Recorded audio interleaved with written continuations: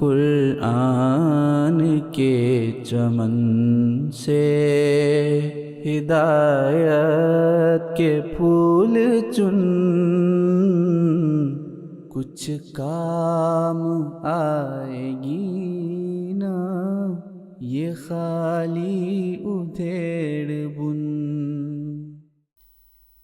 اشہد ان لا الہ الا اللہ وحدہ لا شریک لہ واشہد ان محمدا عبدہ ورسولہ، اما بعد فاعوذ باللہ من الشیطان الرجیم، بسم اللہ الرحمن الرحیم۔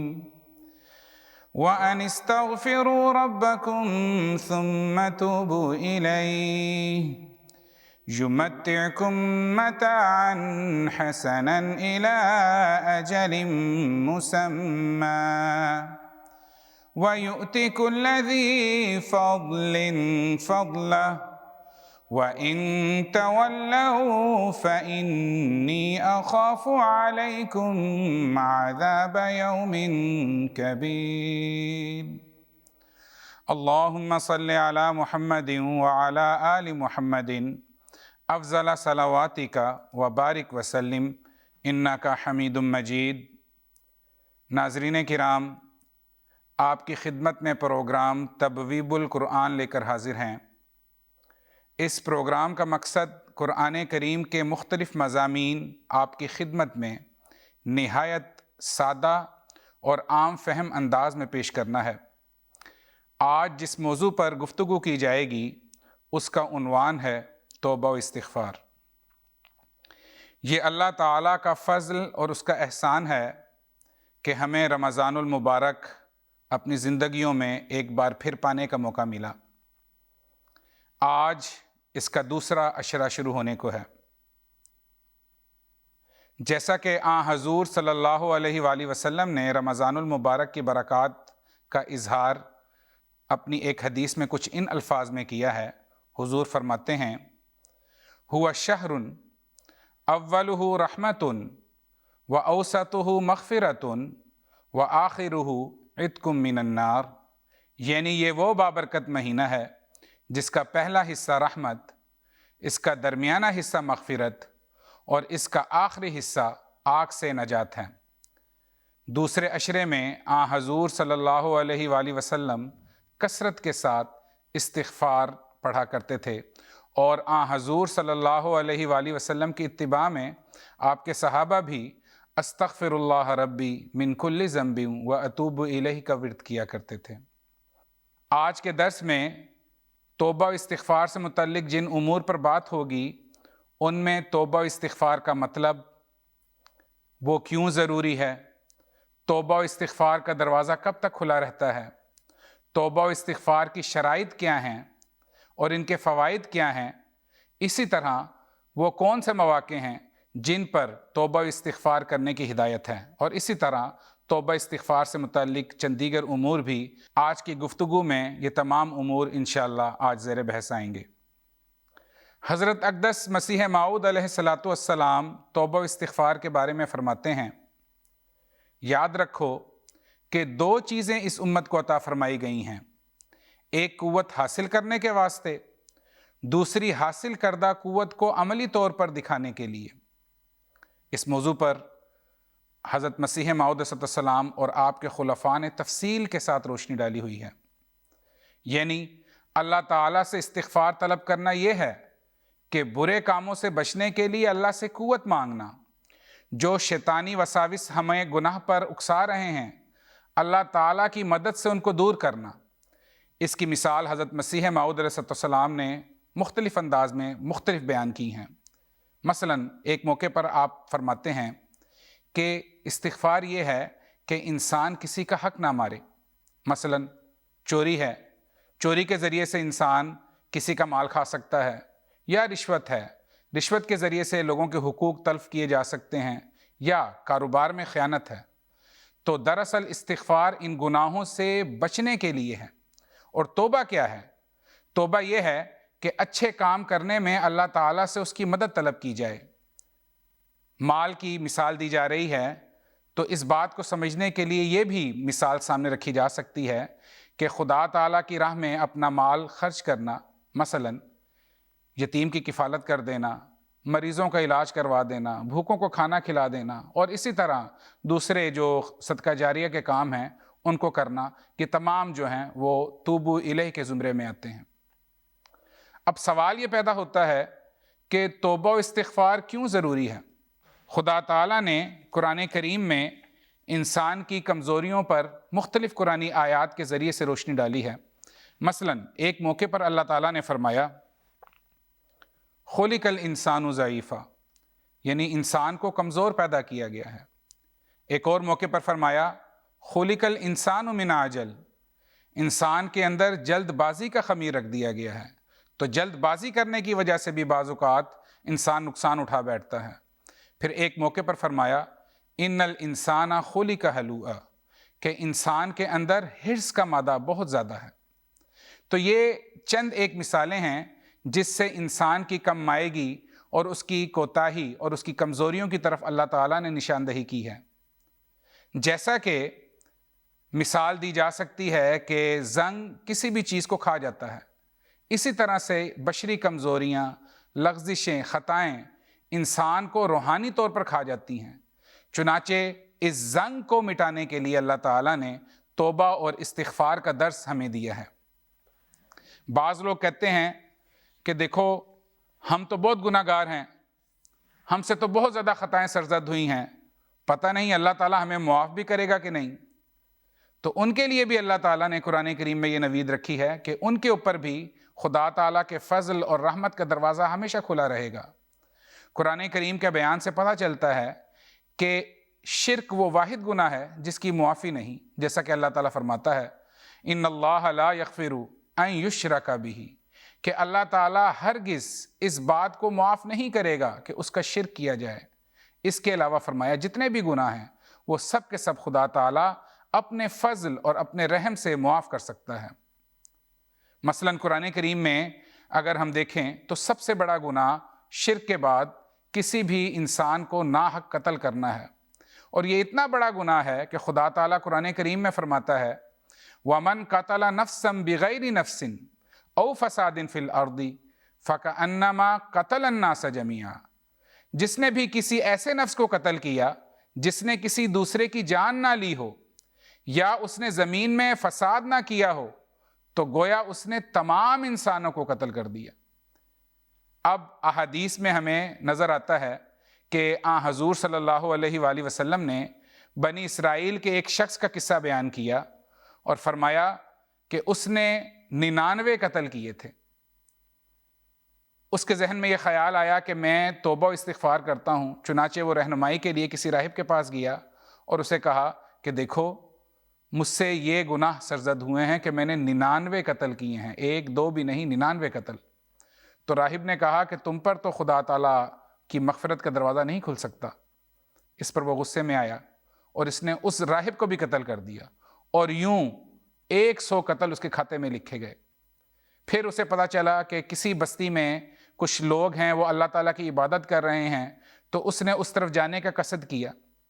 ابھی وہ رستے میں ہی تھا کہ خدا تعالیٰ کی قضا نے اس کو قابو کر لیا اور وہ اس جہان سے رخصت ہوا۔ اس موقع پر فرشتے آئے، رحمت کے فرشتے بھی آئے اور عذاب کے فرشتے بھی آئے۔ رحمت کے فرشتے کہتے تھے کہ دیکھو اس نے تو توبہ کی طرف قدم بڑھایا ہوا ہے، اور عذاب کے فرشتے کہتے تھے کہ اس نے 1 2 نہیں بلکہ 100 قتل کیے ہوئے ہیں۔ تو حضور صلی اللہ علیہ وآلہ وسلم بیان فرماتے ہیں کہ اس وقت خدا تعالیٰ کا ایک فرشتہ انسان کی صورت میں ان کے سامنے آیا اور اس نے کہا کہ تم پیمائش کر لو اور دیکھو اگر اس کا قدم اس بستی کی طرف زیادہ ہے جس بستی کی طرف یہ توبہ استغفار کرتے ہوئے جا رہا تھا تو اس کو جنت کے فرشتے لے جائیں، اور اگر اس کا قدم پیچھے تھا اس بستی کی طرف جہاں سے یہ آ رہا تھا گناہوں میں گھرا ہوا تو اس کو بھلے دوزخ میں لے جانا۔ چنانچہ جب پیمائش کی گئی تو حضور صلی اللہ علیہ وآلہ وسلم فرماتے ہیں کہ صرف 1 بالشت کا فرق تھا، تو اس 1 بالش کے فرق پہ بھی اللہ تعالیٰ نے اسے معاف کر دیا۔ تو یہ دیکھیں خدا تعالیٰ کی رحمت اور اس کی بخشش کس قدر وسیع ہے۔ اس لیے انسان کو کبھی بھی مایوس نہیں ہونا چاہیے، خواہ اس کے حالات جو بھی ہوں۔ اسی موضوع کی طرف اللہ تعالیٰ قرآن کریم میں ارشاد فرماتا ہے، قُلْ يَا عِبَادِيَ الَّذِينَ أَسْرَفُوا عَلَىٰ أَنفُسِهِمْ لَا تَقْنَطُوا مِن رَحْمَةِ اللَّهِ إِنَّ اللَّهَ يَغْفِرُ الذُّنُوبَ جَمِيعًا إِنَّهُ هُوَ الْغَفُورُ الرَّحِيمُ۔ اے رسول صلی اللہ علیہ وآلہ وسلم، تو میرے بندوں سے کہہ دے، میرے وہ بندے جنہوں نے اپنی جان پر ظلم کیا ہے، کہ تم اللہ تعالیٰ کی رحمت سے کبھی مایوس نہ ہونا۔ یقیناً اللہ تعالیٰ سب کے سب گناہوں کو معاف کر دیتا ہے۔ یقیناً اللہ تعالیٰ تو بہت بخشنے والا اور بہت رحم کرنے والا ہے۔ چنانچہ خدا تعالیٰ کی رحمت سے، اس کے حضور جھکنے سے، توبہ و استغفار کرتے ہوئے خدا تعالیٰ کی رحمت اور اپنی نجات کے واسطے خدا تعالیٰ کے حضور گر گڑانے سے انسان کو کبھی نہیں تھکنا چاہیے۔ اب اگلا سوال یہ پیدا ہوتا ہے کہ توبہ اور استغفار جو ہیں، ان کا دروازہ کب تک کھلا ہے؟ تو قرآن کریم ہی اس موضوع پر ہماری رہنمائی کرتا ہے۔ اللہ تعالیٰ قرآن کریم میں فرماتا ہے، وَلَيْسَتِ التَّوْبَةُ لِلَّذِينَ يَعْمَلُونَ السَّيِّئَاتِ حَتَّى إِذَا حَضَرَ أَحَدَهُمُ الْمَوْتُ قَالَ إِنِّي تُبْتُ الْآنَ وَلَا الَّذِينَ يَمُوتُونَ وَهُمْ كُفَّارٌ۔ اللہ تعالیٰ فرماتا ہے، خدا تعالیٰ ان لوگوں کی توبہ قبول نہیں کرتا جو مستقل برائیوں میں مبتلا رہتے ہیں، یہاں تک کہ موت ان میں سے کسی ایک کو آ جاتی ہے تو وہ اس وقت پکار اٹھتا ہے کہ اے خدا میں اب توبہ کرتا ہوں، اے خدا میں اب توبہ کرتا ہوں۔ اللہ تعالیٰ کہتا ہے ایسے لوگوں کی توبہ قبول نہیں ہوتی۔ نیز فرمایا، وہ لوگ جو کافر ہونے کے حالت میں مر جاتے ہیں، ان لوگوں کی بھی توبہ خدا تعالیٰ نہیں قبول کرتا۔ قرآن کریم کا مطالعہ کرنے سے ہمیں نظر آتا ہے کہ فرعون وہ بدبخت تھا جس نے ساری عمر حضرت موسیٰ اور آپ کے ماننے والوں کو تکالیف دیں، ظلم و تعدی کا بازار گرم کیے رکھا۔ پھر جب خدا تعالیٰ نے اس کو غرق کیا تو اس وقت کا نقشہ قرآن کریم میں کچھ ان الفاظ میں اللہ تعالیٰ نے کھینچا ہے۔ اللہ تعالیٰ فرماتا ہے کہ حَتَّى إِذَا أَدْرَكَهُ الْغَرَقُ قَالَ آمَنْتُ أَنَّهُ لَا إِلَهَ إِلَّا الَّذِي آمَنَتْ بِهِ بَنُو إِسْرَائِيلَ وَأَنَا مِنَ الْمُسْلِمِينَ۔ اس نے کہا، اب جب اس کو غرق نے آ کر گھیر لیا ہے تو وہ کہتا ہے کہ اے خدا میں تیری طرف جھکتا ہوں۔ اللہ تعالیٰ کہتا ہے اب تو ٹائم نہیں ہے، اب تو وقت نہیں ہے۔ تو چنانچہ اللہ تعالیٰ نے اس کو نشان عبرت بنایا، اور آج تک اس کی نعش کو خدا تعالیٰ نے مومنین کے لیے اور دنیا کے لیے بطور ایک عبرت ہمارے سامنے رکھا ہوا ہے، اس کو محفوظ کیا ہوا ہے۔ اسی طرح احادیث میں بھی اللہ تعالیٰ نے اس موضوع کی طرف ہماری توجہ دلوائی ہے، اور حضور صلی اللہ علیہ وآلہ وسلم نے فرمایا، ان اللہ یقبل توبۃ العبد ما لم یغرغر، یعنی اللہ تعالیٰ انسان کی توبہ اس وقت تک قبول کرتا رہتا ہے جب تک اس کے اوپر حالت نزا نہ آ جائے۔ پھر اگر خدا تعالیٰ کی رحمت اور اس کی بخشش اس قدر وسیع ہے تو پھر قرآن کریم میں یہ بھی تو موجود ہے کہ بہت سارے لوگ ایسے ہوں گے جن کی اللہ تعالیٰ توبہ بھی قبول نہیں کرے گا ان کی زندگیوں میں بھی۔ تو اس کا کیا مفہوم ہے؟ چنانچہ اس بارے میں بھی قرآن کریم نے ہی ہماری رہنمائی کی۔ اللہ تعالیٰ فرماتا ہے، ان الذین کفروا بعد ایمانہم ثم ازدادوا کفرا لن تقبل توبتہم، جو لوگ ایمان لانے کے بعد منکر ہو گئے پھر وہ کفر میں اور بھی بڑھ گئے تو یہ وہ لوگ ہیں جن کی توبہ ہرگز قبول نہیں کی جائے گی۔ حضرت خلیفۃ المسیح الاول رضی اللہ تعالی عنہ نے اس بارے میں ہماری رہنمائی کرتے ہوئے فرمایا کہ لن تقبل توبتہم سے مراد کیا ہے؟ حضور فرماتے ہیں کہ یہ وہ لوگ ہیں جو اپنے گناہوں میں اور اپنی لغزشوں میں اس قدر ڈوبے ہوئے ہوں گے کہ خدا تعالیٰ ان کا دل توبہ کی طرف پھیرے گا ہی نہیں، ان کو توبہ کی توفیق بھی نہیں ملے گی۔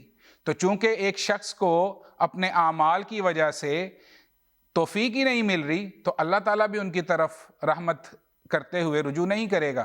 یہ ایسا ہی ہے کہ اگر کوئی شخص اپنے گھر کی کھڑکی بند کر لے اور باہر سورج چمکتا ہو تو سورج کی روشنی اس کھڑکی سے اس کے گھر میں داخل نہیں ہو سکتی۔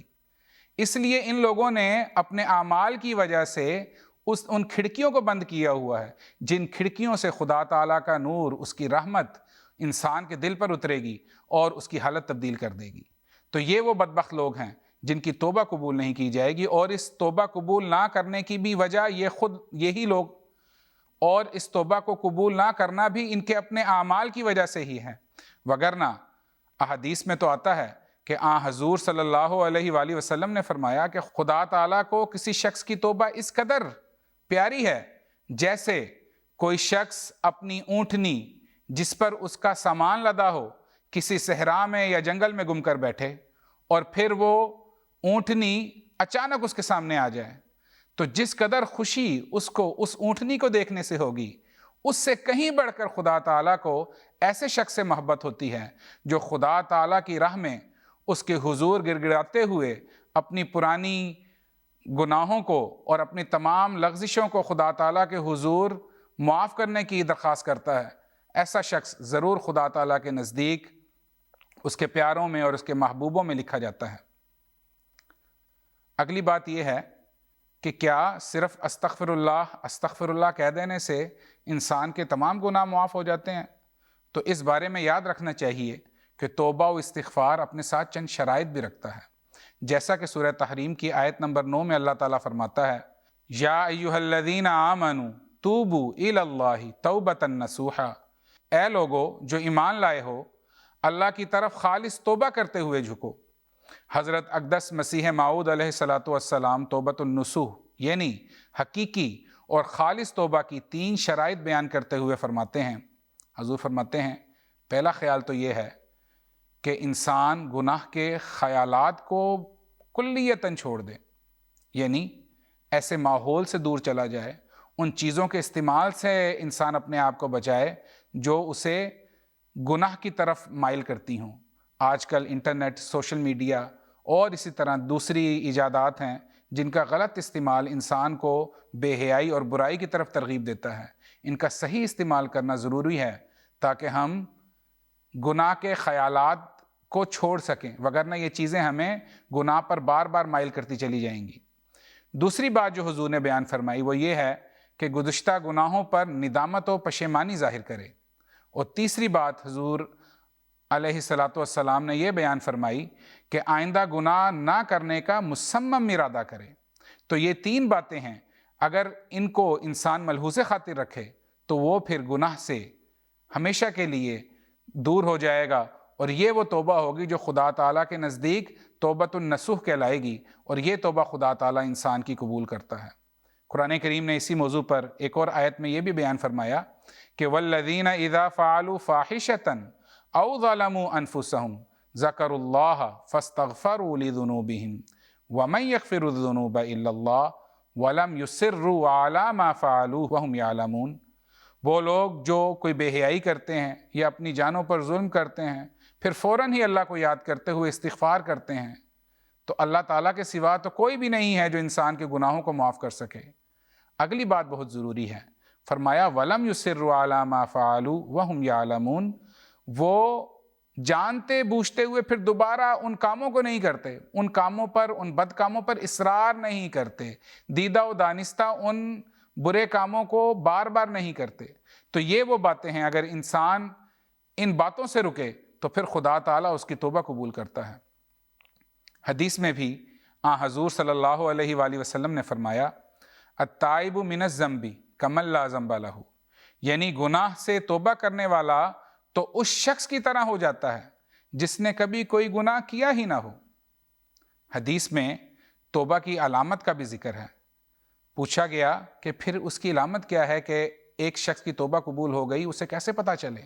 تو حضور صلی اللہ علیہ وآلہ وسلم نے فرمایا الندامت، اگر انسان کے اندر پشیمانی اور ندامت ہے تو یہ اس بات کی دلیل ہے کہ خدا تعالیٰ کے حضور اس کی توبہ اور اس کا استغفار قبول و مقبول ہوا۔ اگلا سوال جس کے اوپر ہم بات کریں گے وہ ہے توبہ استغفار کے فوائد کیا ہیں؟ قرآن کریم کے مطالعہ کرنے سے ہمیں نظر آتا ہے کہ خدا تعالیٰ ایسی قوم کو کبھی عذاب نہیں دیتا جو استغفار کرتے رہیں۔ چنانچہ سورہ انفال کی آیت نمبر 34 میں اللہ تعالیٰ فرماتا ہے وَمَا كَانَ اللَّهُ لِيُعَذِّبَهُمْ وَأَنْتَ فِيهِمْ، اللہ تعالیٰ ایسا ہرگز نہیں ہے کہ رسول مقبول صلی اللہ علیہ وآلہ وسلم موجود ہوں اور لوگوں کو عذاب دے دے۔ تو نبی کا موجود ہونا اس بات کی دلیل ہے، حضور صلی اللہ علیہ وآلہ وسلم کا موجود ہونا اس بات کی دلیل ہے کہ خدا تعالیٰ پھر ایسی قوم پر عذاب نہیں نازل کرتا۔ نیز فرمایا وما کان اللہ معذبہم وہم یستغفرون، اور جب تک کوئی قوم خدا تعالیٰ کے حضور استغفار کرتی رہے گی تو خدا تعالیٰ ایسی قوم کو بھی کبھی عذاب نہیں دے گا۔ یہاں پہ جو پہلا حصہ ہے، یہاں پر یہ بات بھی یاد رکھنے والی ہے کہ جو شخص بھی حضور صلی اللہ علیہ وآلہ وسلم کی تعلیمات پر سچے دل سے عمل کرے گا، وہ حضور صلی اللہ علیہ وآلہ وسلم کو اپنے اندر پائے گا۔ یہ وہی مضمون ہے جس کے بارے میں حضرت مسیح موعود علیہ السلام نے فرمایا کہ انی احافظ کل من فی الدار، یہ جو میری چار دیواری ہے، طاعون سے جو بھی اس چار دیواری میں آئے گا وہ محفوظ رہے گا۔ پھر حضور نے اس کی تشریح میں فرمایا کہ جو میری تعلیمات پر عمل کرے گا وہ بھی میری چار دیواری میں ہے۔ تو حضور صلی اللہ علیہ وآلہ وسلم کا وجود گو کہ اس وقت ہم میں موجود نہیں ہے، لیکن جو شخص حضور صلی اللہ علیہ وآلہ وسلم سے محبت کرتا رہے گا، گویا کہ اس کا وجود حضور صلی اللہ علیہ وآلہ وسلم کے ساتھ ہے۔ اگر وہ حضور صلی اللہ علیہ وآلہ وسلم پر صدقے دل کے ساتھ درود و سلام پیش کرتا رہے گا تو وہ خدا تعالیٰ کی نظر میں انہی لوگوں میں سے ہوگا جن سے خدا تعالیٰ کے رسول نے محبت کی، جیسا کہ فرمایا المرء مع من احبہ، کہ آدمی اسی کے ساتھ ہوتا ہے جس کے ساتھ اسے محبت ہو۔ اسی طرح جو دیگر فوائد بیان ہوئے ہیں توبہ استغفار کے، ان میں حضرت نوح علیہ السلام نے بھی اپنی قوم کو اس طرف توجہ دلائی، اور حضور نے فرمایا، میں الفاظ پڑھ دیتا ہوں، حضور فرماتے ہیں فَقُلْتُ اسْتَغْفِرُوا رَبَّكُمْ إِنَّهُ كَانَ غَفَّارًا يُرْسِلِ السَّمَاءَ عَلَيْكُمْ مِدْرَارًا وَيُمْدِدْكُمْ بِأَمْوَالٍ وَبَنِينَ وَيَجْعَلْ لَكُمْ جَنَّاتٍ وَيَجْعَلْ لَكُمْ أَنْهَارًا۔ حضور فرماتے ہیں دیکھو اے میری قوم، تم اللہ تعالیٰ کے حضور اپنی بخشش طلب کرو، یقیناً خدا تعالیٰ تو بہت بخشنے والا ہے۔ اس کا نتیجہ کیا ہوگا؟ فرمایا یرسل السماء علیکم مدرارا، خدا تعالیٰ تم پر برسنے والے بادل بار بار بھیجے گا۔ پھر فرمایا وَيُمْدِدْكُمْ بِأَمْوَالٍ، اللہ تعالیٰ تمہیں مال میں بڑھا دے گا، وَبَنِينَ اور اولاد میں بڑھا دے گا، وَيَجْعَلْ لَكُمْ جَنَّاتٍ وَيَجْعَلْ لَكُمْ أَنْهَارًا، اللہ تعالیٰ تمہارے لیے باغات بنا دے گا اور اللہ تعالیٰ تمہارے لیے نہریں جاری کر دے گا۔ اب استغفار کی یہ برکات اور یہ نتائج ہیں جو حضرت نوح علیہ السلام نے اپنی قوم کے سامنے بیان کیے۔ آسمان سے خدا کی مدد روحانی بھی ہوتی ہے اور مادی بھی ہوتی ہے، اموال کی کثرت بھی نصیب ہوگی۔ چنانچہ حضرت مسیح موعود علیہ السلام نے بھی اور آپ کے خلفاء نے بھی وہ لوگ جو مقروض ہوتے ہیں، قرضوں کے بوجھ تلے دبے ہوئے ہوتے ہیں، ان کو یہ وظیفہ بتایا ہے کہ کثرت کے ساتھ استغفار کرو۔ چنانچہ وہ لوگ جو مالی مشکلات اپنے سامنے درپیش پاتے ہیں، ان کے لیے ضروری ہے کہ وہ کثرت کے ساتھ استغفار کا ورد کریں۔ پھر فرمایا اللہ تعالیٰ تمہیں بیٹوں کی نعمت سے بھی نوازے گا۔ اب بہت سارے لوگ ہیں جو جاتے ہیں پیر و فقیروں کے پاس جا رہے ہیں، غیر احمدی لوگ، اور ان کے سامنے دعائیں کر رہے ہیں، مزاروں پہ جا رہے ہیں۔ تو یہاں پر خدا تعالیٰ کے رسول نے ایک نسخہ بتا دیا کہ اگر کوئی وظیفہ چاہتے ہو تو استغفار ہے جس کی وجہ سے انسان کو بیٹوں کی نعمت نصیب ہوگی، اولاد کی نعمت نصیب ہوگی۔ پھر اللہ تعالیٰ یہ بیان فرماتا ہے کہ تمہیں اموال کی کثرت نصیب ہوگی۔ چنانچہ ہم دیکھتے ہیں کہ بہت سارے لوگ ہیں جو مالی مشکلات میں گھرے ہوئے ہوتے ہیں، مقروض ہوتے ہیں، قرضوں کے بوجھ تلے دبے ہوئے ہوتے ہیں، اور پھر اس کے لیے مختلف وظائف ڈھونڈ رہے ہوتے ہیں۔ حضرت نوح علیہ السلام نے اس بارے میں ہماری رہنمائی کرتے ہوئے فرمایا کہ دیکھو جو شخص سچے دل کے ساتھ خدا کے حضور جھکے گا، توبہ کرے گا، خدا تعالیٰ اس کی مالی مشکلات تمام کی تمام دور کر دے گا۔ پھر اسی طرح سے ہی بہت سارے لوگ ہیں جن کے ہاں اولاد نہیں ہوتی، ان کو اولاد پانے کے لیے بھی جو گر قرآن کریم کی اس آیت نے ہمیں دیا ہے وہ یہ ہے کہ کثرت کے ساتھ استغفار کی جائے۔ یہ خدا تعالیٰ کا خاص منشا ہوتا ہے۔ بعض کو خدا تعالیٰ بیٹے دے دیتا ہے، بعض کو بیٹیاں دے دیتا ہے، بعض کو دونوں دے دیتا ہے، اور بعض اوقات بعض کو بانجھ رکھتا ہے، ان کو کوئی اولاد نہیں دی جاتی، جیسا کہ اللہ تعالیٰ فرماتا ہے یَهَبُ لِمَن يَشَاءُ إِنَاثًا وَيَهَبُ لِمَن يَشَاءُ الذُّكُورَ أَوْ يُزَوِّجُهُمْ ذُكْرَانًا وَإِنَاثًا وَيَجْعَلُ مَن يَشَاءُ عَقِيمًا۔ یہ سورہ شورى کی آیات ہیں، آیت نمبر 50 اور 51 میں اس بات کا ذکر ہے۔ تو چنانچہ یہ تو اللہ تعالیٰ کا منشا ہے، اللہ تعالیٰ کی مرضی ہے وہ کیا دے، لیکن کوئی تو بات ایسی ہوگی جو خدا تعالیٰ کے فضل کو اور اس کے رحم کو کھینچے اور اس کے لیے خدا تعالیٰ کے فضل اور اس کے رحم کو کھینچنے کے لیے استغفار اس کی ایک کلید بیان کی گئی ہے۔ اگلی بات یہ بیان کی گئی کہ جو شخص خدا تعالیٰ کے حضور استغفار کرے گا، حضور فرماتے ہیں کہ اللہ تعالیٰ اس کے لیے باغات بنا دے گا، باغات بھی ایسے جن کے درمیان نہریں بہتی ہوں گی۔ اب آپ دیکھیں کہ کوئی باغ ہو اور وہاں پانی نہ ہو، نہر نہ ہو، تو وہ باغ خشک ہو جائے گا۔ تو حضور نے یہاں یہ بیان فرمایا کہ جو بھی خدا تعالیٰ کے حضور استغفار کرتا رہے گا، توبہ کرتا رہے گا، اس کو دائمی خوشحالی نصیب ہوگی۔ اسی طرح توبہ استغفار کے مضمون میں ہمیں حضرت شعیب علیہ السلام کی بھی ایک بات نظر آتی ہے۔ حضرت شعیب علیہ السلام اپنی قوم کو توبہ و استغفار کی برکات بیان کرتے ہوئے فرماتے ہیں وَاسْتَغْفِرُوا رَبَّكُمْ ثُمَّ تُوبُوا إِلَيْهِ إِنَّ رَبِّي رَحِيمٌ وَدُودٌ، یعنی اپنے رب سے استغفار کرو اور اس کی طرف توبہ کرتے ہوئے جھکو، یقیناً میرا رب بار بار رحم کرنے والا اور بہت محبت کرنے والا ہے۔ اگر انسان خدا تعالیٰ کا رحم جذب کرنا چاہتا ہے، خدا کا پیارا اس کا محبوب بننا چاہتا ہے، تو ضروری ہے کہ وہ کثرت کے ساتھ استغفار کرتا رہے۔ آخر میں خاکسار حضرت امیر المومنین حضرت خلیفۃ المسیح الخامس ایدہ اللہ تعالیٰ بنصر العزیز کا ایک ارشاد آپ کے سامنے پیش کر کے اپنی گزارشات کو ختم کرے گا۔ حضور بیان فرماتے ہیں استغفار کا مطلب ہے کہ اللہ تعالیٰ سے اس کے فضل اور اس کے قرب کی چادر میں لپٹنے کی دعا مانگی جائے۔ جب انسان اس طرح دعا مانگ رہا ہو تو کس طرح ہو سکتا ہے کہ اللہ تعالیٰ یہ دعا نہ سنے اور انسان کی دنیا و آخرت نہ سنورے؟ اللہ تعالیٰ نے تو خود فرمایا ہے کہ ادعونی استجب لکم، کہ اللہ تعالیٰ سچے وعدوں والا ہے، وہ تو اس انتظار میں ہوتا ہے کہ کب میرا بندہ مجھ سے دعا مانگے۔